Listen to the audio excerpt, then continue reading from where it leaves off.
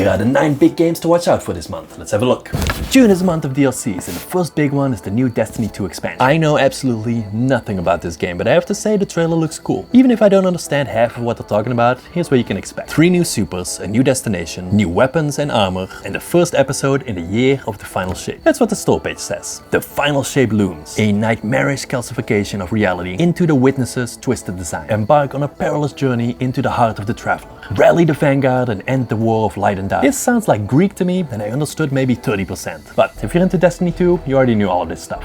That's on June 4th. Also on June 4th, Killer Clowns from Outer Space, the game, based on the 1988 cult classic movie. This is the next asymmetrical multiplayer game in the vein of Dead by Daylight. What makes this game different? Well, at first this all looks like pretty standard fare. We either play as the killer clowns trying to cottonize the humans and hang you off hooks to offer you to some kind of evil killer clown deity, or we play as the humans trying to escape from the clowns. You do this by completing a number of objectives that help you in your escape, think starting a generator, fueling up a boat, etc. What's different is that you're playing 3 versus 7, and on top of that, humans can defend themselves with bats, crowbars, and even guns. From the looks of it, things get a lot more hectic. But none of this matters if the clowns aren't fun to play. But it doesn't look like we have anything to worry about there. Think cotton candy guns, boxing gloves, massive shoes for squishing pesky humans, and balloon dogs. No idea what this last one does. It all looks appropriately gory, and I think I'm gonna pick this one up. I think I talked about this one in my May video, but it seems to have gotten delayed by a month. It looks very similar to a favorite of mine from a few years ago, Morgue Assistant. We find ourselves yet again dissecting bodies. The setup is a bit different, however. Where in Morgue Assistant, you try to exorcise a demon. In Autopsy Simulator, as the name implies, we seem to be more focused on finding the cause of death for the different bodies. What's cool is that each body seems to be a case in itself. We learn details about the death in the case file, crime scene photos, and we examine the body, complete with weighing and removing of the organs. And it all comes together as a neat little puzzle to solve. It's definitely going to be a lot more in-depth and gory than the Morgue Assistant. There's also an overarching paranormal story that looks interesting, and I'm definitely going to be picking this one up.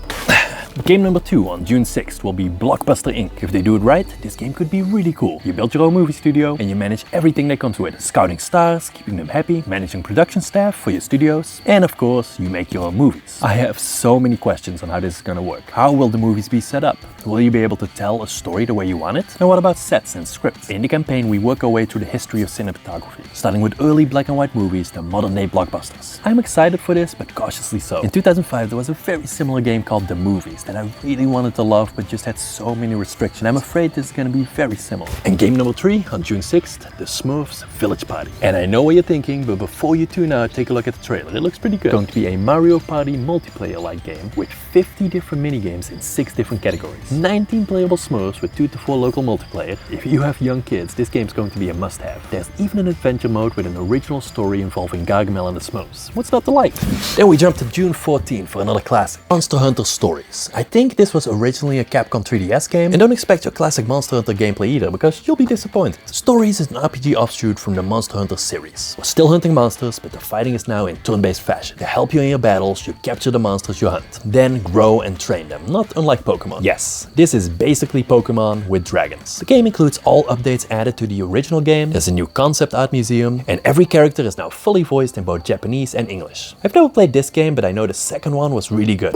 Then our second big release of the month, Shin Megami Tensei 5 Vengeance, the lesser known cousin of the Persona series that we're also in love with. This one's interesting. Shin Megami Tensei 5 originally only released on the Switch, but then this Vengeance edition comes with the base game and a completely new second storyline. The original was already a lengthy game, and with this second storyline it promises to double the runtime. If you're not familiar, the game is set in a post-apocalyptic Tokyo amidst a war of angels and demons. And similar to Persona, you recruit hundreds of demons to help you fight in a complex turn-based strategy system. It's a fun game with a great story and really good turn-based strategy mechanics. I am definitely picking this one back up with the added content. Then, a week later, another highly anticipated release with Elden Ring Shadow of the Earth 3. This is the first and currently only planned DLC for the game, and the bar is set high. It's a pretty lengthy trailer, and from the looks of it, there's going to be a more direct story than in the base game. And I know there's a lot of lore and indirect story in Elden Ring, but I'm talking cutscenes and characters and stuff like that. I need my story spoon-fed to me. From Software seems to be in rare form. The monsters look even weirder and more disturbing than in the original. And the world itself, with the epic-looking Earth tree in the background, looks great. There's a new story, enemies, dungeon, weapons, and equipment. The expansion will be $40 or $50 for the premium edition, which comes with an art book and soundtrack. People say Elden Ring is the easiest Souls-like because it's an open world. I never finished it, but I'm going to give it another go with this expansion. Then lastly, there is Still Wakes the Deep on June 18th. This looks like an amazing horror survival game from the Chinese Room, the people behind Dear Esther and Everybody's Gone to the Rapture. These guys know how to do storytelling. Disaster strikes on an oil rig off the coast of Scotland. Navigate the collapsing rig to save your crew from an otherworldly horror. The setting is amazing, the gameplay in the trailer looks great, and knowing the Chinese Room, the story is gonna be awesome too. There's not much known yet on what the gameplay is gonna entail. We see some running and hiding, weird mold looking stuff on the wall, and that's about it. I am keeping a close eye on this one and I'm hoping for a surprise hit here. And those are the biggest games in June. Let me know what you think. Are you picking any of these up or did I miss anything? Also check out this here to see how the amazing port of Ghost of Tsushima runs on the Steam Deck, and I hope to see you in the next one.